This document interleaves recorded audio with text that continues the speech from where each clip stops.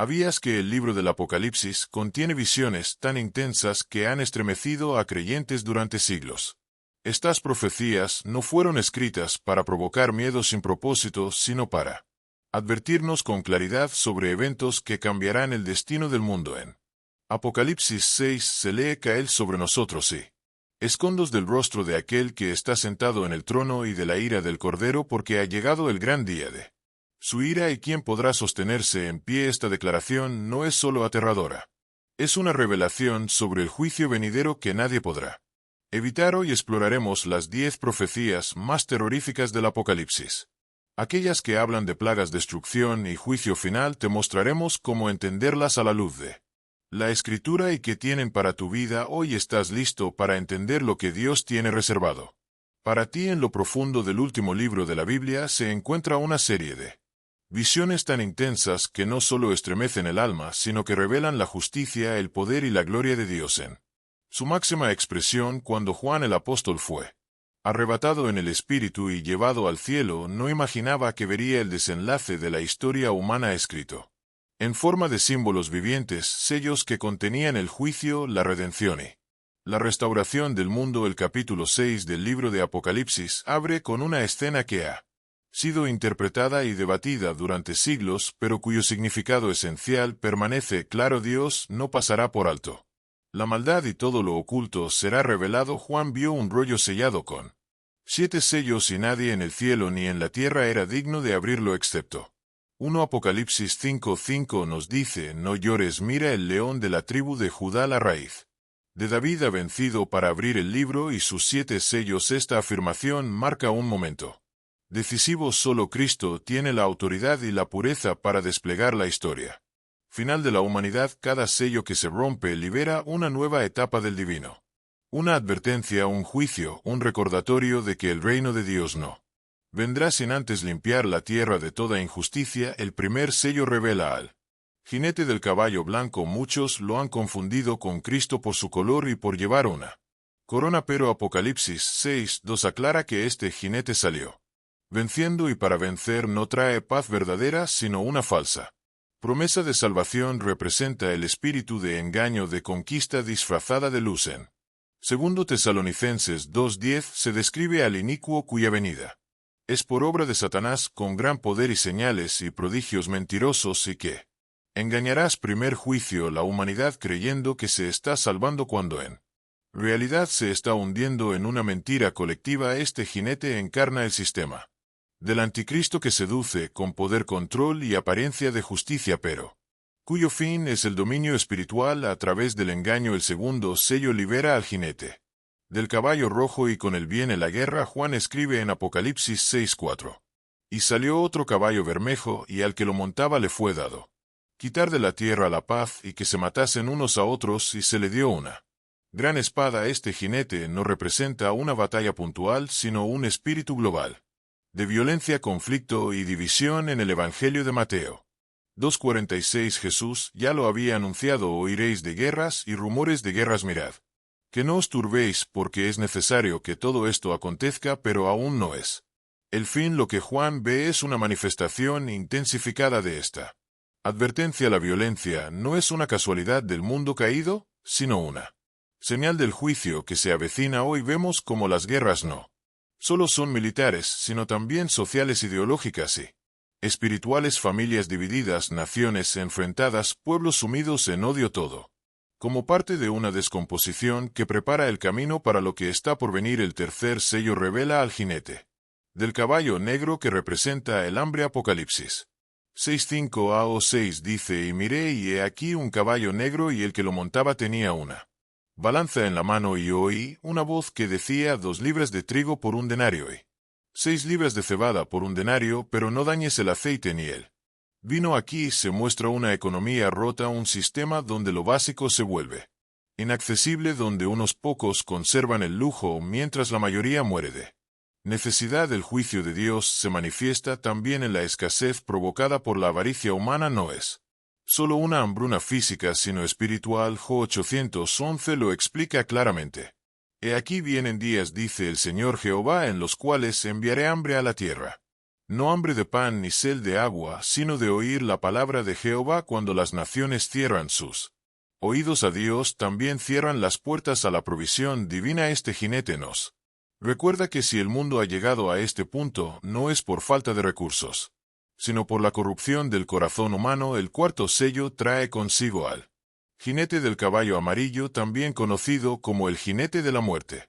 Apocalipsis 6:8 dice: Y miré, y he aquí un caballo amarillo, y el que lo montaba tenía por nombre Muerte, y el Hades le seguía, y le fue dada potestad sobre la cuarta parte de la tierra, para matar con espada, con hambre, con mortandad y con las fieras de la tierra. Este es uno de los momentos más oscuros del Apocalipsis. Aquí ya no hay advertencia, sino juicio directo, lo que fue anunciado con los sellos anteriores ahora se convierte en consecuencia inevitable. Este jinete representa la ruptura total del orden: enfermedad, muerte, catástrofe natural y colapso social. La cuarta parte de la humanidad muere no por azar, sino por causa del juicio acumulado por generaciones que han rechazado a Dios. Es la cosecha de lo que la humanidad ha sembrado. La secuencia de los sellos no es una película futurista, es una advertencia activa. Hoy más que nunca vemos los síntomas de estos juicios en nuestro entorno: ideologías que ciegan, violencia que se multiplica, desigualdad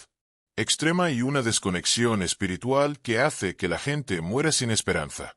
Estos sellos no son meramente simbólicos, son el reflejo de un mundo que se ha alejado tanto del diseño de Dios que él mismo debe intervenir para detenerla corrupción. Pero la historia no termina ahí. El quinto sello nos muestra un giro radical: no más juicios visibles sobre la tierra, sino una revelación celestial.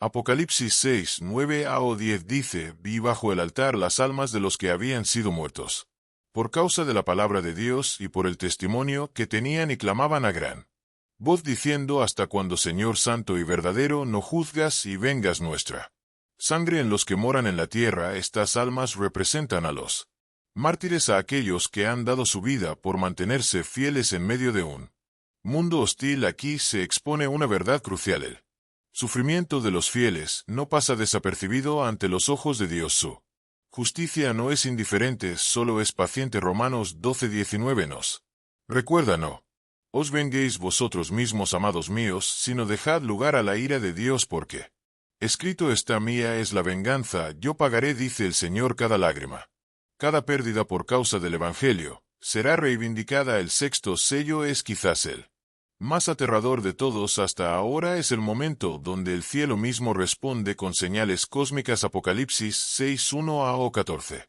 declara: hubo un gran terremoto, y el sol se puso negro como tela de silicio, y la luna se volvió toda como sangre, y las estrellas del cielo cayeron sobre la tierra, y el cielo se desvan como un pergamino que se enrolla, y todo monte y toda isla se removió de su lugar. Estas palabras no son poéticas, son proféticas, señalan un colapso literal del orden natural, una intervención directa del Creador en su creación. Ya no es solo el juicio espiritual, económico o social, ahora el mismo cosmos reacciona. Lucas 2:12 describe algo similar: habrá señales en el sol, en la luna y en las estrellas, los hombres desfallecer por el temor y la expectación de las cosas que sobrevendrán en la tierra gime, y el cielo se estremece, porque el Rey viene a reclamar lo que es suyo. En medio de esta escena apocalíptica, lo que más impresiona es la reacción de los grandes y poderosos de la tierra. Apocalipsis 6:15-17 dice: los reyes de la tierra, los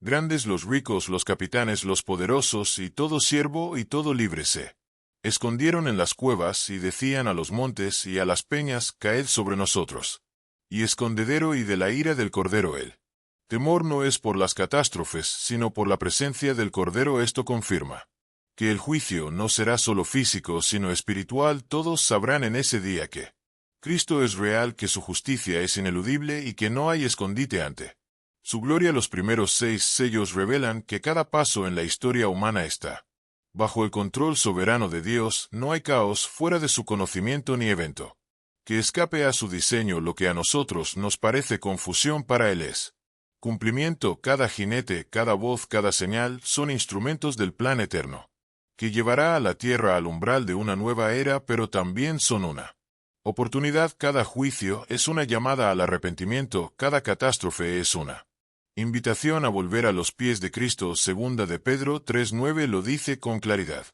El Señor no retarda su promesa como algunos la tienen por tardanza, sino que es paciente para con nosotros, no queriendo que ninguno perezca, sino que todos procedan al arrepentimiento. Hoy, mientras lees esto, los sellos del Apocalipsis nos desafían a reflexionar. Estamos dormidos espiritualmente, seguimos creyendo que el mundo puede ofrecer estabilidad cuando está construido sobre arena. Estamos preparados para enfrentar al Cordero no solo como Salvador, sino también como juez. La misericordia de Dios sigue extendida, pero el tiempo de su justicia se acerca. No hay neutralidad en este conflicto: o estamos sellados por Dios o estamos abiertos al juicio. La apertura de los sellos no fue solo una visión futura, es también un espejo del presente. El mundo ya está con contracciones de parto que preceden al nacimiento de un nuevo orden. Los caballos ya cabalgan, las voces ya claman.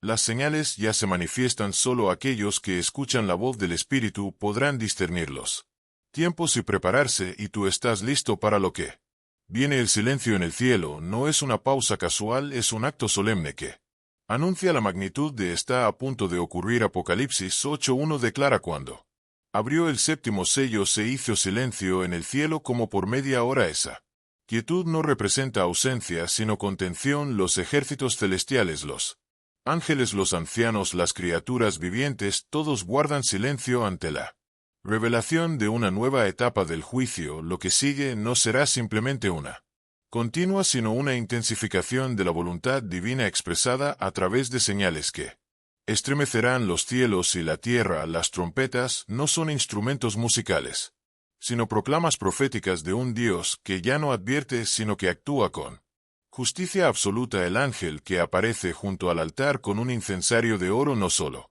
sostiene incienso, sino también las oraciones de los santos. Apocalipsis 8:4 dice: y de la mano del ángel subió a la presencia de Dios el humo del incienso con las oraciones de los santos. Esas oraciones no han sido olvidadas, han sido almacenadas en la eternidad hasta que llegue el momento de ser respondidas. Dios no ignora el clamor de los fieles, solo espera el tiempo perfecto para ejecutar su respuesta, y esa respuesta llega en forma de fuego. El ángel toma el incensario, lo llena con fuego del altar y lo lanza sobre la tierra. Truenos, voces, relámpagos y un terremoto confirman que la misericordia ha dado paso al juicio. 7 ángeles reciben 7 trompetas, cada una es un acto de juicio escalonado, específico, dirigido.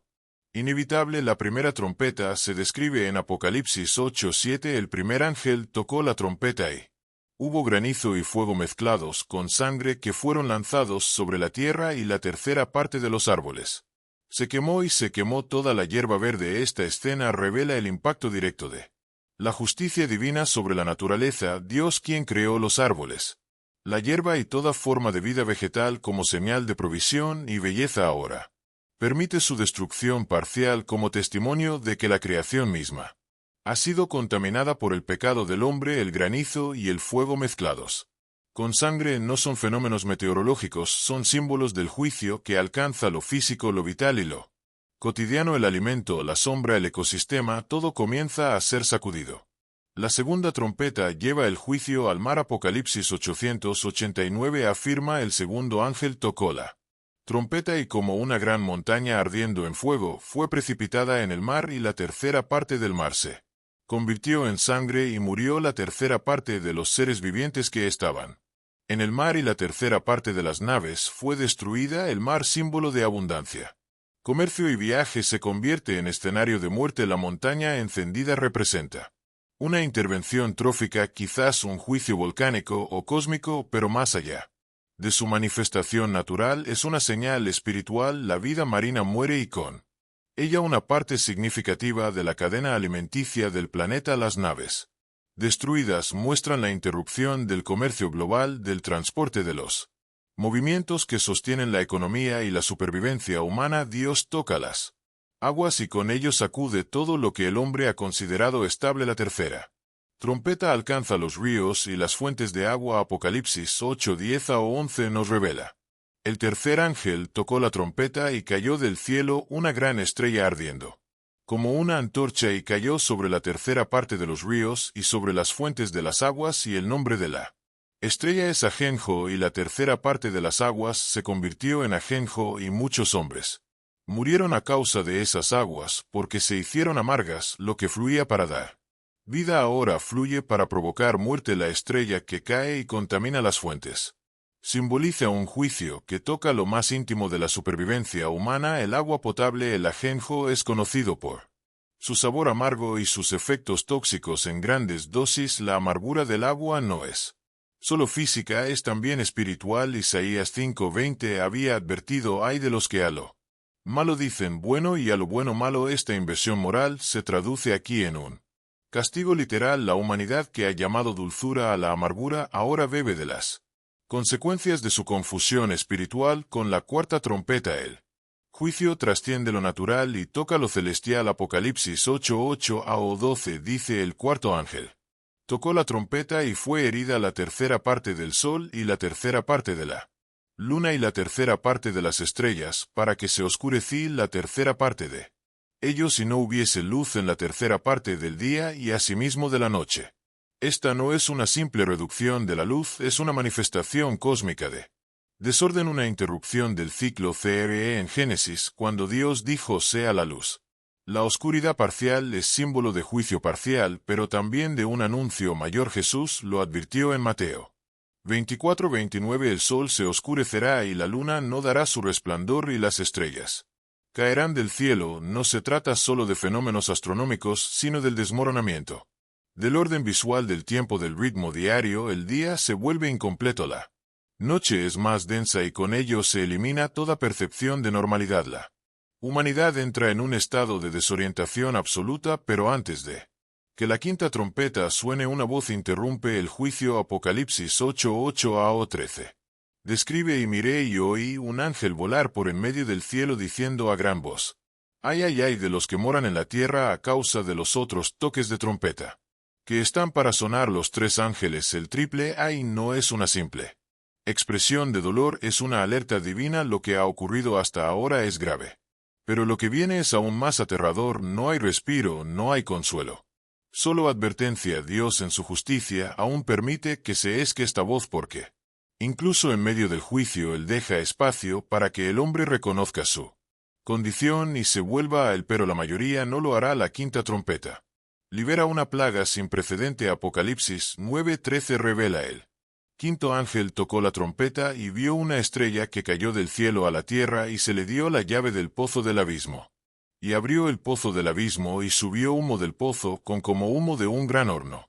Y del humo salieron langostas sobre la tierra. Estas langostas no son insectos comunes. Su descripción posterior en los versículos 7 al 10 las muestra como criaturas demoníacas con poder para atormentar. No matan, pero torturan por 5 meses. Y Apocalipsis 9:6 declara: y en aquellos días los hombres buscarán la muerte, pero no la hallarán, y ansiar morir, y la muerte huirá de ellos. Este juicio es psicológico, espiritual y físico. No hay escape. El tormento no tiene fin anticipado. El abismo ha sido abierto y lo que sale de él no es solo castigo, sino manifestación de una realidad espiritual que había estado contenida por la gracia de Dios. La sexta trompeta desata una matanza masiva. Apocalipsis 9115 dice: desata a los 4 ángeles que están atados junto al gran río Eufrates y fueron desatados para matar a la tercera parte de los hombres. 4 ángeles que habían sido restringidos ahora son liberados y con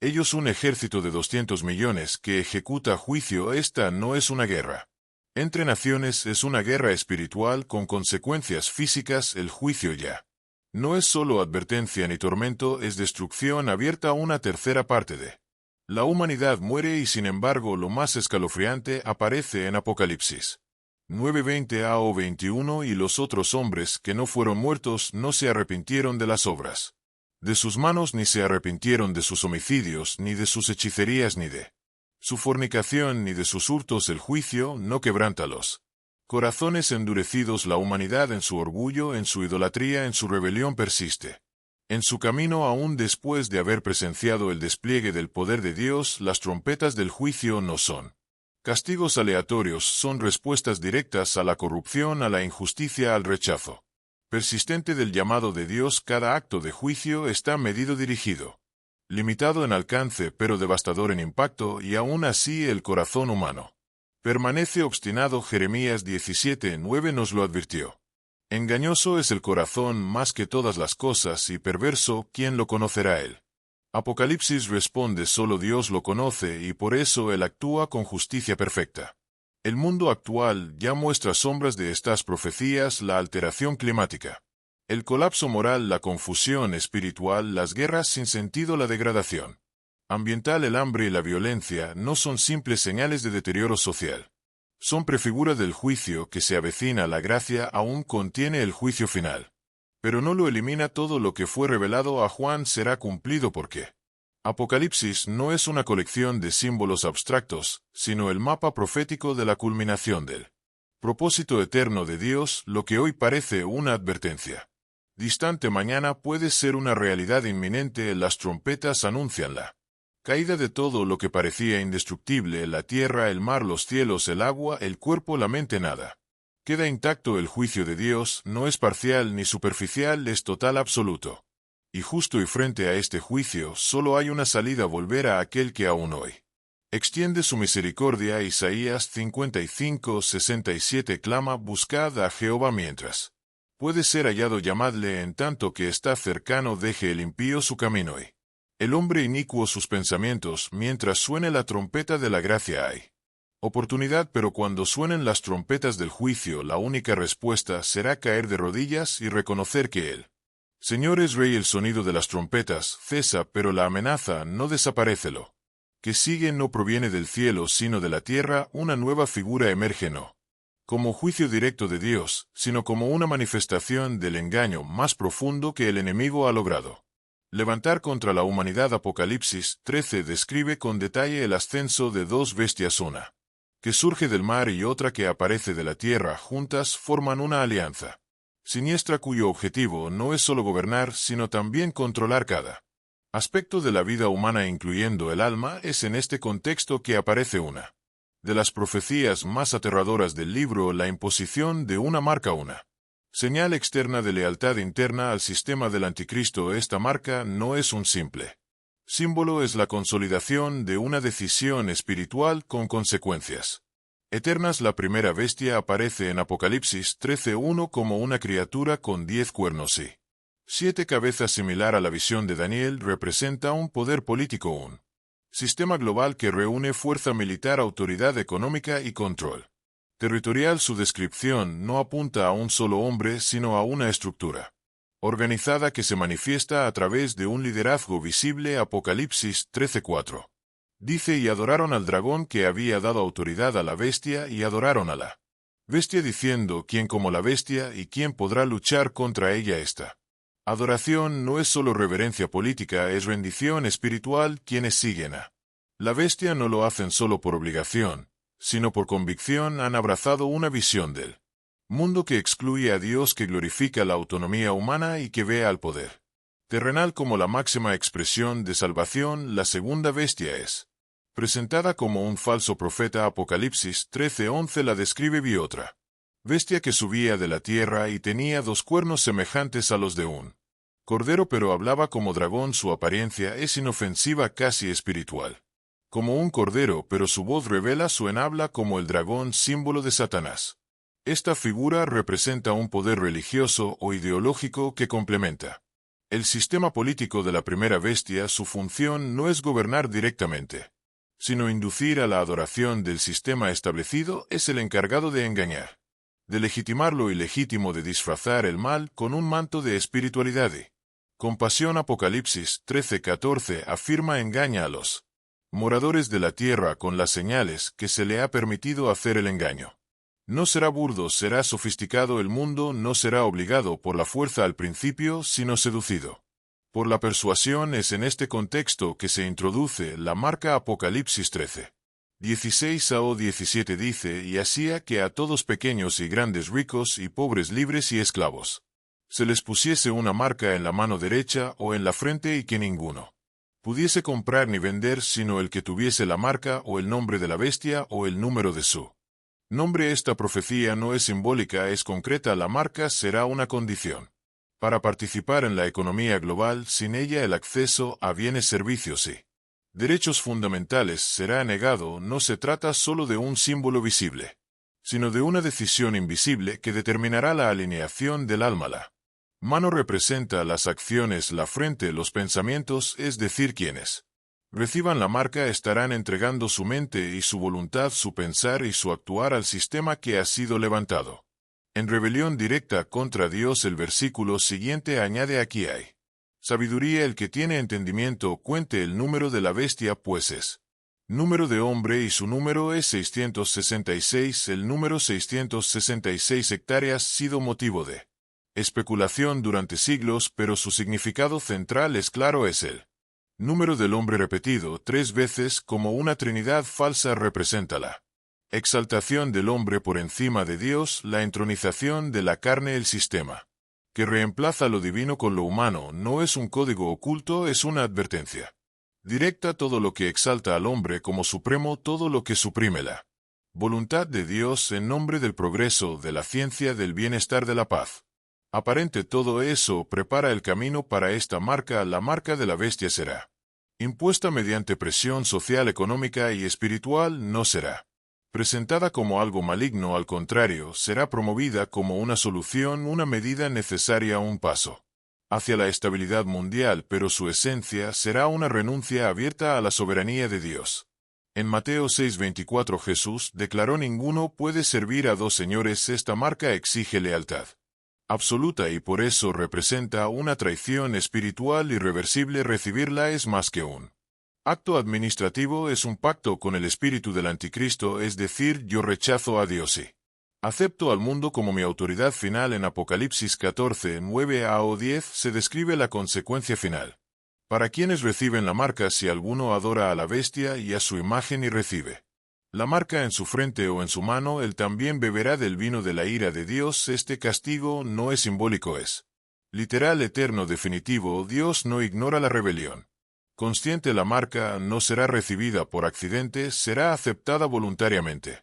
Y ese acto tendrá consecuencias eternas. Apocalipsis 14:11 continúa: y el humo de su tormento sube por los siglos de los siglos, y no tienen reposo de día ni de noche. Estas palabras no lugar a interpretación. Quienes escojan el sistema del mundo en lugar de la obediencia a Dios recibirán lo que ese sistema produce: separación eterna del Creador. Pero también hay una promesa para los que resisten. Apocalipsis 14:1 dice: aquí está la paciencia de los santos, los que guardan los mandamientos de Dios y la fe de Jesús. En medio del caos habrá un remanente, un grupo que no se doblegar, que no venderá su alma por comodidad, que estará dispuesto a perderlo todo en la tierra para ganarlo todo en la eternidad. Su resistencia no será producto de la fuerza humana, sino del poder del Espíritu Santo que fortalece a los que aman la verdad más que la vida. Jesús lo dijo claramente en Mateo 16:25: porque el que quiera salvar su vida la perderá, y el que pierda su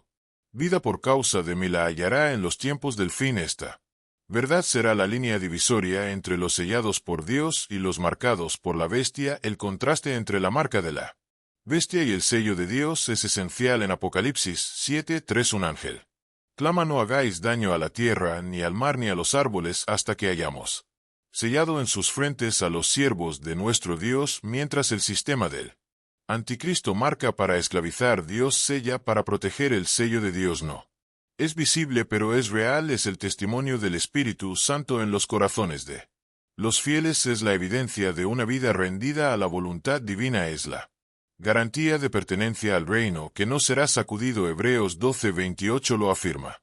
Así que recibiendo nosotros un reino inconmovible, tengamos gratitud en los tiempos venideros. No será suficiente tener una fe superficial. El compromiso con Cristo deberá ser total, no habrá espacio para la tibieza espiritual. Apocalipsis 3:15-16 advierte: yo conozco tus obras, que ni eres frío ni caliente. Ojalá fueses frío o caliente, pero por cuanto eres tibio, te vomitaré de mi boca. La persecución será real, la presión será implacable. La cultura celebrará la marca como progreso, las autoridades exigirán conformidad, los sistemas financieros condicionarán el acceso a lo esencial y será en ese crisol donde se revelará la autenticidad de cada corazón. Los verdaderos adoradores no Serán los que canten sino los que se mantengan firmes cuando todo a su alrededor les diga que renuncien. El Evangelio no promete una vida fácil, promete una vida eterna. Jesús nunca ocultó el precio del discipulado. En Lucas 9:23 dijo: si alguno quiere venir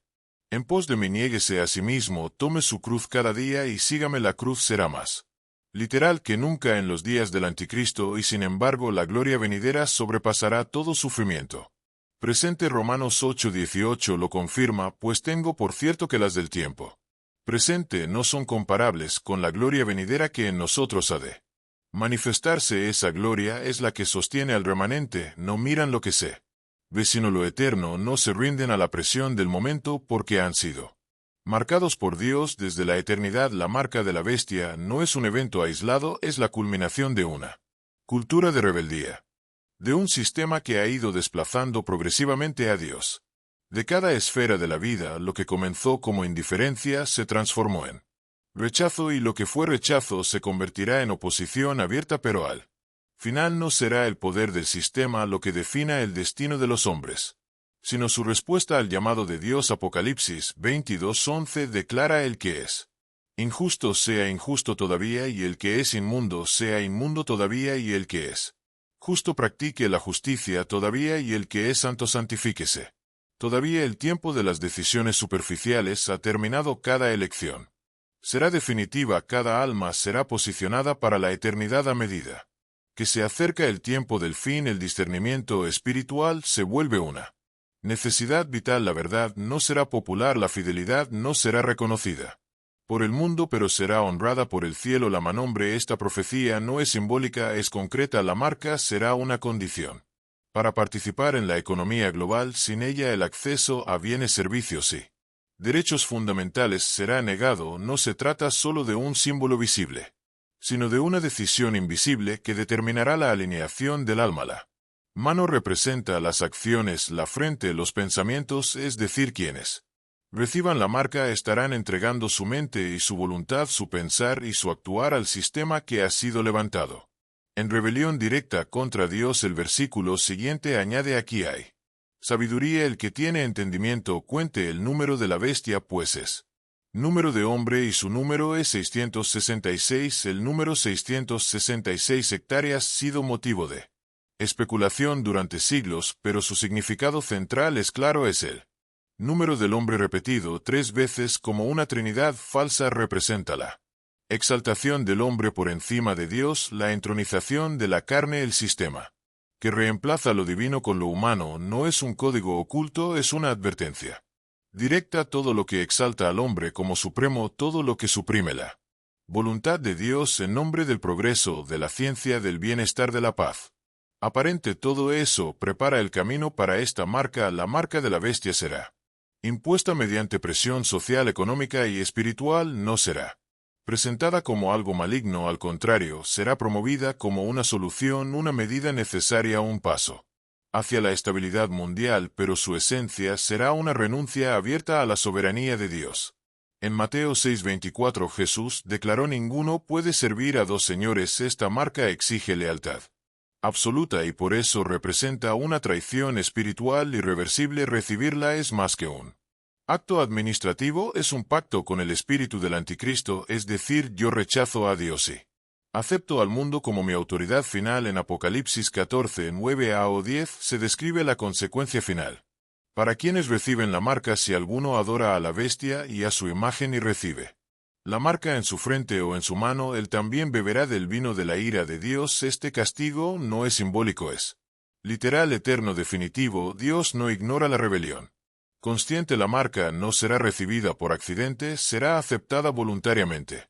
Y ese acto tendrá consecuencias eternas. Apocalipsis 14:11 continúa: y el humo de su tormento sube por los siglos de los siglos, y no tienen reposo de día ni de noche. Estas palabras no lugar a interpretación. Quienes escojan el sistema del mundo en lugar de la obediencia a Dios recibirán lo que ese sistema produce: separación eterna del Creador, pero también hay una promesa para los que resisten. Apocalipsis 14:1 dice: aquí está la paciencia de los santos, los que guardan los mandamientos de Dios y la fe de Jesús en medio del Caos habrá un remanente, un grupo, que no se doblegar, que no venderá su alma por comodidad, que estará dispuesto a perderlo todo en la tierra para ganarlo todo en la eternidad. Su resistencia no será producto de la fuerza humana, sino del poder del Espíritu Santo que fortalece a los que aman la verdad más que la vida. Jesús lo dijo claramente en Mateo 16:25, porque el que quiera salvar su vida la perderá, y el que pierda su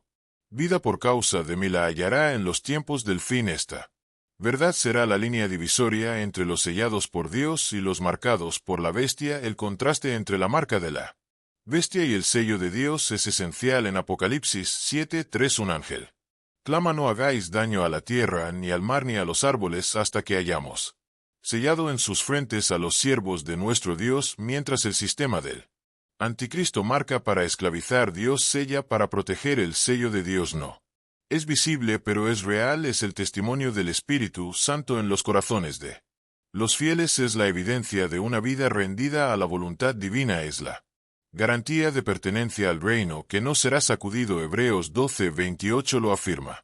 Así que, recibiendo nosotros un reino inconmovible, tengamos gratitud en los tiempos venideros. No será suficiente tener una fe superficial. El compromiso con Cristo deberá ser total. No habrá espacio para la tibieza espiritual. Apocalipsis 3:15 a 16 advierte: yo conozco tus obras, que ni eres frío ni caliente. Ojalá fueses frío o caliente, pero por cuanto eres tibio, te vomitaré de mi boca. La persecución será real, la presión será implacable. La cultura celebrará la marca como progreso. Las autoridades exigirán conformidad. Los sistemas financieros condicionarán el acceso a lo esencial. Y será en ese crisol donde se revelará la autenticidad de cada corazón. Los verdaderos adoradores no serán los que canten, sino los que se mantengan firmes cuando todo a su alrededor les diga que renuncien. El Evangelio no promete una vida fácil, promete una vida eterna. Jesús nunca ocultó el precio del discipulado. En Lucas 9:23 dijo: si alguno quiere venir en pos de mí, niéguese a sí mismo, tome su cruz cada día y sígame. La cruz será más literal que nunca en los días del Anticristo, y sin embargo la gloria venidera sobrepasará todo sufrimiento presente. Romanos 8:18 lo confirma: pues tengo por cierto que las del tiempo presente no son comparables con la gloria venidera que en nosotros ha de manifestarse. Esa gloria es la que sostiene al remanente. No miran lo que se ve, sino lo eterno. No se rinden a la presión del momento, porque han sido marcados por Dios desde la eternidad. La marca de la bestia no es un evento aislado, es la culminación de una cultura de rebeldía. RCA de la bestia es una señal de condenación, pero el sello de Dios es la garantía de salvación. El conflicto no será entre religiones, sino entre lealtades, y cada corazón decidirá a quién pertenece. El estruendo del juicio no cesa. Tras la marca, tras el control, tras la adoración hada, se revela otro rostro de la rebelión humana, uno aún más antiguo, más seductor, más peligroso. No se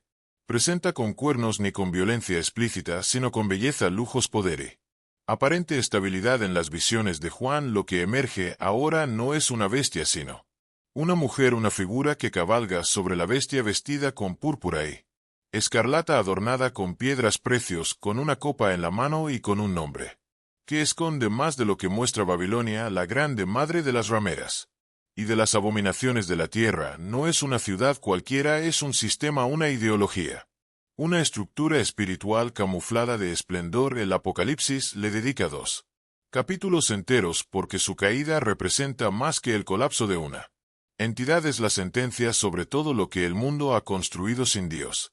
Apocalipsis 17:5 describe: y en su frente un nombre escrito, un misterio: Babilonia, la grande, la madre de las rameras y de las abominaciones de la tierra. El uso de la palabra misterio no es casual. Lo que Juan está viendo no es solo un lugar geográfico, sino una realidad espiritual que se ha hendido por siglos, disfrazándose de civilización, de cultura, de prosperidad, pero en su raíz siendo enemiga del reino de Dios.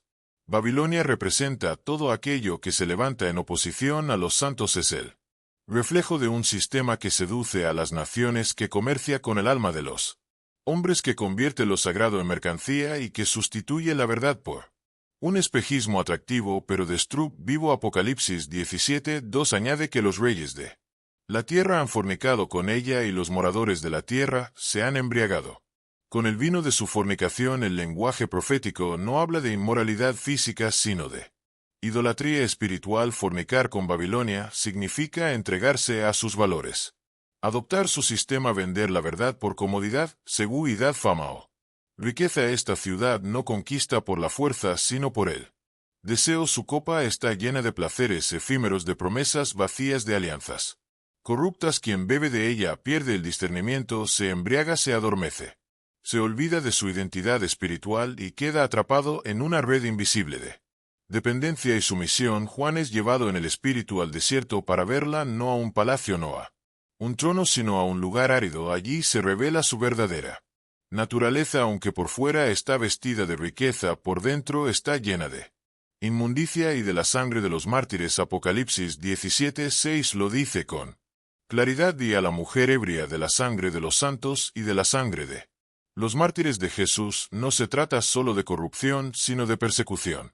Babilonia no es neutral, no tolera a los fieles, los elimina, los ridiculiza, los silencia, los condena. Se alimenta de la sangre de aquellos que se niegan a participar de su sistema, y mientras más se fortalece, más arrogante se vuelve, creyéndose invencible. Pero Dios no se queda en silencio. Su juicio ha sido reservado para un momento pacífico. Apocalipsis 18 comienza con un anuncio rotundo: ha caído la gran Babilonia. Esta caída no es simbólica, es definitiva. La ciudad que parecía eterna es desmantelada en un solo día. Lo que se construyó durante siglos se derrumba en horas. El sistema que sostenía al mundo se fragmenta sin posibilidad de recuperación, y con su caída se exponen las verdades que estaban ocultas detrás del lujo y el comercio. Apocalipsis 18:3 declara: porque todas las naciones han bebido del vino del furor de su fornicación, y los reyes de la tierra han fornicado con ella, y los mercaderes de la tierra se han enriquecido con la potencia de sus deleites. El juicio de Babilonia es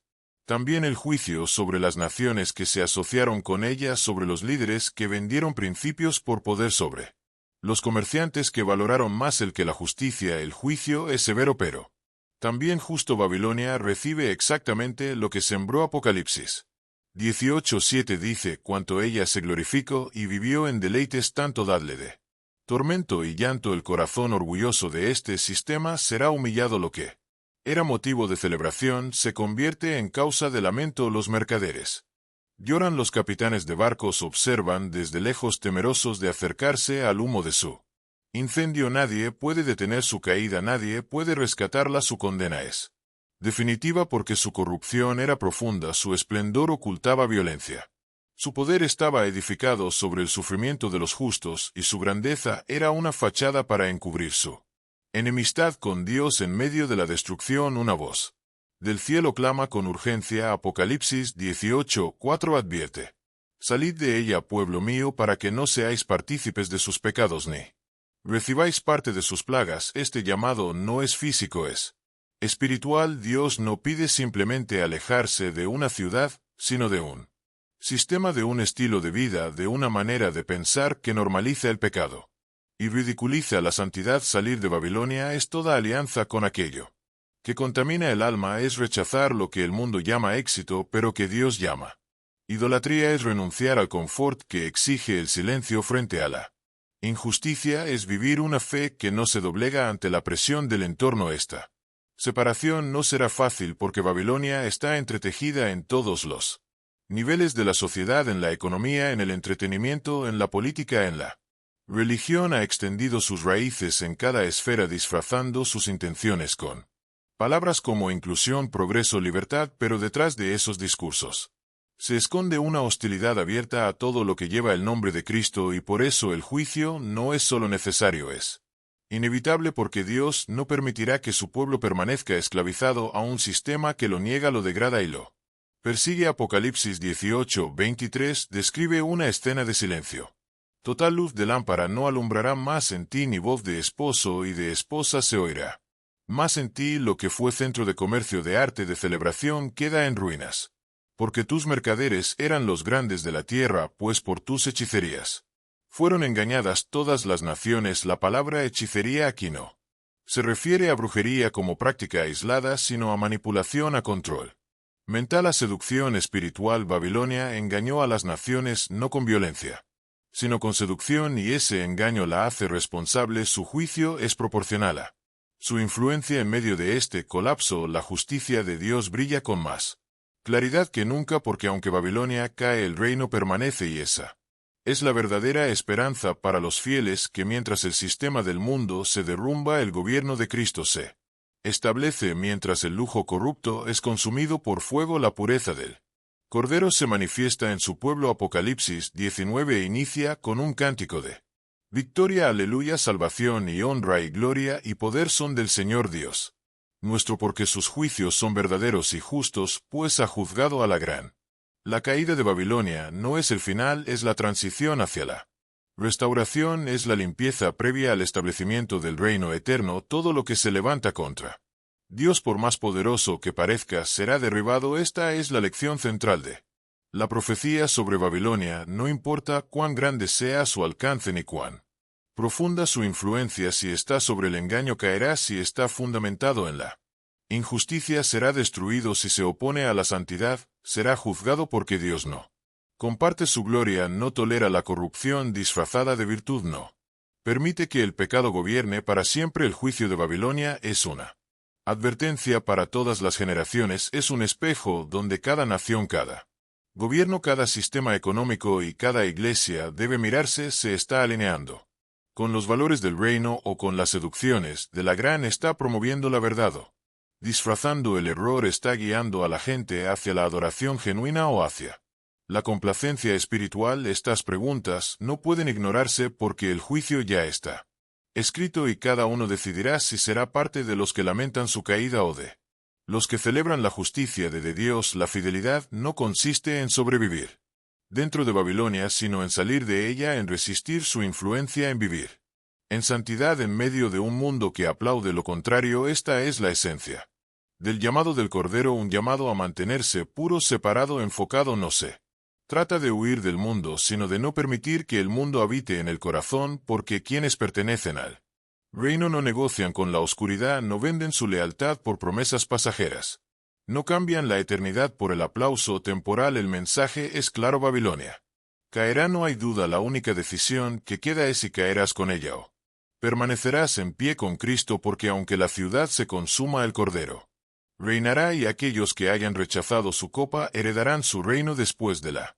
caída de Babilonia, la tierra queda expuesta. El velo que cubría la corrupción de las naciones ha sido rasgado, y lo que permanece es la verdad desnuda. Un mundo dividido entre la luz y las tinieblas, entre la lealtad al Cordero y la sumisión a la bestia. La tensión espiritual se eleva hasta alcanzar su punto culminante. No se trata de una guerra como las que el hombre ha librado en su historia, es el momento en que el cielo y la tierra se alinean para presenciar el desenlace del conflicto más antiguo del universo. Lo que Juan contempla ahora es la preparación del enfrentamiento final, el día que ha sido señalado desde el principio, el gran día del Dios Todopoderoso. Ese día tiene nombre, y ese nombre resuena con peso profético. Armagedón. Apocalipsis 16:1 a o 16 nos lleva a esta escena decisiva. Son espíritus de demonios que hacen señales, y van los reyes de la tierra en todo el mundo para reunirlos a la batalla de aquel gran día del Dios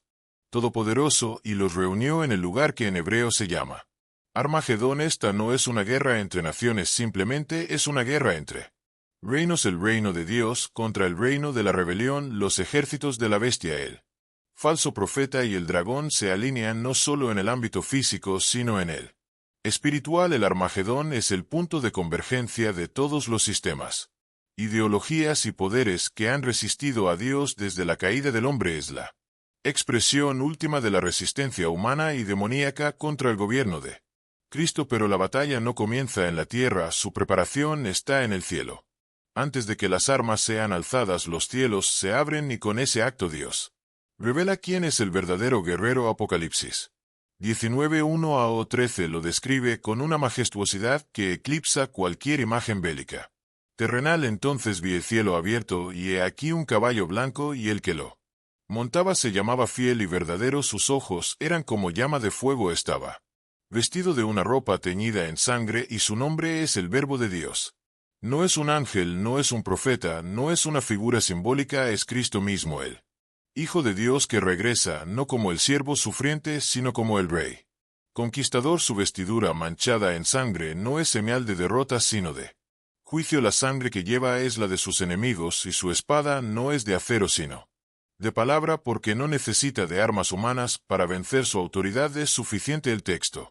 Continúa con una imagen que une al cielo con la victoria y los ejércitos celestiales vestidos de lino finísimo blanco y limpio le seguían en caballos blancos. No está solo, le acompañan los redimidos, no para luchar con armas sino para compartir la gloria de su triunfo. El conflicto está determinado de antemano, no hay equilibrio de fuerzas, la batalla no es incierta, el resultado está escrito. Apocalipsis 19:15 establece la forma de su victoria, de su boca sale una espada aguda para herir con ella a las naciones. Su palabra es suficiente, su voz silencia multitudes, su juicio no necesita explicación. Lo que viene después es la ejecución del juicio. La bestia, símbolo del sistema mundial sin Dios, es capturada. El falso profeta, representación de la religión corrompida, es también apresado. Apocalipsis 19:20 nos revela y fueron lanzados vivos dentro de un lago de fuego que arde con azufre. No hay juicio prolongado, no hay apelaciones, no hay segundo intento. La rebelión es cortada de raíz. El lago de fuego preparado para él y sus ángeles se convierte en el destino final de quienes lideraron la oposición contra el Cordero y el resto de los ejércitos. Los que siguieron a la bestia, los que se negaron a arrepentirse, son destruidos por la palabra que sale de la boca de aquel que cabalga sobre el caballo blanco. El Armagedón no es un acto de destrucción arbitraria, es justicia en su forma más pura, es el cumplimiento de las promesas de Dios a lo largo de toda la Escritura. Es el día que los profetas anunciaron y que el mismo Jesús anticipó. Mateo 24:30 lo había declarado: verán al Hijo del Hombre viniendo sobre las nubes del cielo con poder y gran gloria, no como un maestro, no como un mártir, sino como el Rey legítimo que reclama lo que le pertenece, y con su venida toda rodilla se doblará, no por obligación, sino por la autoridad irresistible de su presencia. Filipenses 2:10-11 afirma: para que en el nombre de Jesús se doble toda rodilla y toda lengua confiese que Jesucristo es el Señor. El simbolismo del valle de Megiddo, lugar asociado al término Armagedón, no se pierde. En ese valle Israel enfrentó batallas decisivas. En el Antiguo Testamento fue escenario de victorias, de derrotas, de decisiones trascendentales. Ahora se convierte en la metáfora perfecta del enfrentamiento final, no por su geografía, sino por lo que representa el campo donde cada decisión espiritual encuentra su desenlace. El Armagedón es más que un sitio físico, es la culminación del conflicto invisible entre el bien y el mal que ha estado presente desde el jardín del Edén. Es la manifestación tangible de la guerra espiritual que ha sido librada en los corazones de los hombres desde que el pecado entró al mundo. En ese día los reyes de la tierra, los poderosos, los que se burlaron del mensaje del Evangelio, comprenderán que la verdadera autoridad nunca estuvo en sus manos. Apocalipsis 6:15-16 ya había anticipado su reacción, y los reyes de la tierra, los grandes, los ricos, se escondieron en las cuevas y decían: caed sobre nosotros. Sí. Escondedero, no hay arrogancia en ese momento, no hay resistencia, solo temor, porque han sido enfrentados con la realidad que negaron. Durante toda su vida el juicio no será solo un evento, será una revelación. El rostro del Cordero será visible y su gloria será tan intensa que no habrá lugar para esconderse, y mientras el mundo tiembla, el cielo canta. Apocalipsis 19:6-7 proclama: aleluya, porque el Señor nuestro Dios Todopoderoso reina. Gocémonos y alegrémonos y démosle gloria. El Armagedón no termina en destrucción. Termina en restauración. No es solo el cierre de una era, es la apertura de una nueva. El trono de Dios se establece de manera visible. La usurpación termina. La mentira es desarraigada. La autoridad del Mesías se manifiesta no solo en lo espiritual, sino en lo tangible, y con su gobierno comienza una etapa donde la justicia no será una promesa, sino una realidad. El impacto de este día es total, no queda lugar para él. No queda espacio para la neutralidad. Jesús lo había dicho con claridad en Mateo 12:30: el que no es conmigo contra mí es. En el Armagedón esa verdad se materializa, cada alma será alineada, no Por fuerza sino por su propia elección previa la fidelidad será recompensada la rebelión será juzgada el Evangelio que fue predicado como salvación. Se convertirá en el estándar por el cual se miden las decisiones eternas, pero antes de ese día hay gracia. Antes de la espada hay un llamado, antes del juicio hay oportunidad. La visión del Armagedón no es solo una advertencia, es un llamado a alinearse con la verdad.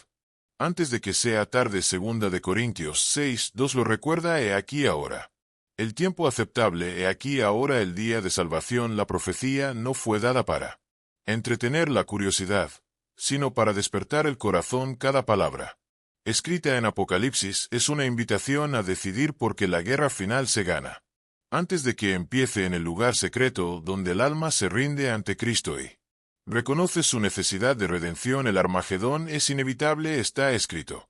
Pero también está escrito que los que están en Cristo no serán condenados.